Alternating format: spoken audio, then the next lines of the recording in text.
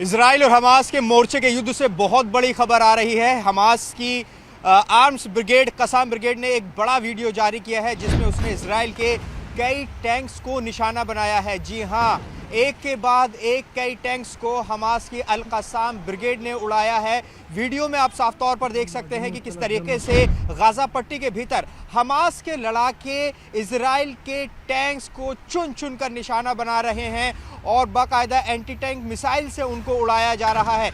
एक नहीं, दो नहीं, तीन नहीं, बल्कि कई कई बार निशाना बनाया गया है। और एक आध वीडियो तो ऐसी है कि बाकायदा जो लड़ाके हैं हमास के, वहां पर जाकर टैंक के पास जो एंटी टैंक हथियार है उसको रखकर उसको उड़ा देते हैं। तो ये चुनौती इजराइल की सेना को मिल रही है गाजा पट्टी पर। गाजा पट्टी पर एक बहुत बड़े हिस्से पर कब्जा करने का दावा करने वाली इजराइल की सेना लगातार आगे बढ़ रही है, लेकिन जिस तरह से स्थिति बन रही है वहाँ पर गाजा में हमास की जो ब्रिगेड है वो बड़ी चुनौती दे रही है। देखिए, हमास के सामने, इजराइल के सामने वहाँ पर हमास है, इस्लामिक जिहाद की अल कुद्स ब्रिगेड है। तो ये दो बड़ी लड़ाके हैं, दो बड़े संगठनों के जो वहाँ पर बड़ी चुनौती दे रहे हैं। देखिए, अगर आंकड़ों की बात करें तो ग्राउंड इन्वेजन के दौरान इजराइल के अब तक 66 सैनिक मारे जा चुके हैं। आप संख्या समझिए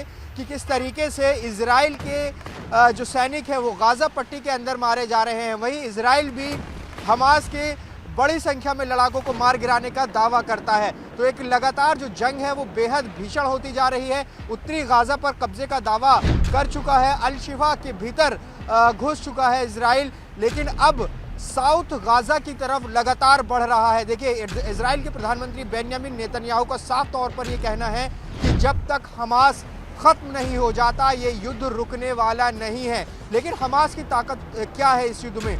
कई बड़ी ताकत उसकी सामने आ रही है। एक ये कि वो गुरिल्ला वॉर में माहिर माना जाता है, जैसा कि आप इस वीडियो में भी देख सकते हैं कि किस तरीके से आखिर छुप कर वॉर कर रहे हैं हमास के लड़ाके और बाकायदा जो गाजा के गलियों में, गाजा की सड़कों पर टैंक्स घूम रहे हैं इजराइल के, उनको निशाना बना रहे हैं। दूसरी बड़ी बात, जो युद्ध में हमास शुरू से ही इजराइल पर दबाव बनाने की कोशिश कर रहा है वो है बंधकों की रिहाई का मामला। अभी भी करीब 240 के करीब बंधक जो हैं इजराइल के वो हमास के कब्जे में हैं। लगातार बीच बीच में अलग डील सामने आई, लेकिन अभी तक भी किसी बंधक की रिहाई नहीं हुई है। बार बार ये कहा जा रहा है कि जब तक सीज फायर नहीं होगा बंधकों की रिहाई नहीं होगी। वहीं प्रधानमंत्री बेंजामिन नेतन्याहू भी इस मामले में झुकने के लिए तैयार नहीं है। तो जंग जो है करीब 40 दिन से ज़्यादा का वक्त बीत चुका है और अपने निर्णायक मोड़ पर पहुंचती जा रही है। इस बीच न सिर्फ गाजा में बल्कि लेबनान में भी बड़ी चुनौती इजराइल के सामने आ रही है। इसके अलावा यमन के हूथी विद्रोहियों ने इजराइल का एक कार्गो शिप हाईजैक करने का दावा किया है। तो ये कई ऐसे मोर्चे हैं जो इजराइल के खिलाफ इस पूरी जंग में अब तक खुल चुके हैं, लेकिन इजराइल अभी भी इस जंग में शामिल है। वो पूरी जंग को जीता नहीं है, जीतने की घोषणा नहीं की है, लेकिन इसके बावजूद जंग लगातार जारी है। हमास जहां एक तरफ चुनौती बना हुआ है तो वहीं हिजबुल्लाह भी लेबनान में ताबड़तोड़ हमले कर रहा है। न्यूज़ 18 इंडिया लगातार लेबनान से आपको हिजबुल्लाह और इजराइल की जो वॉर है वो दिखा रही है।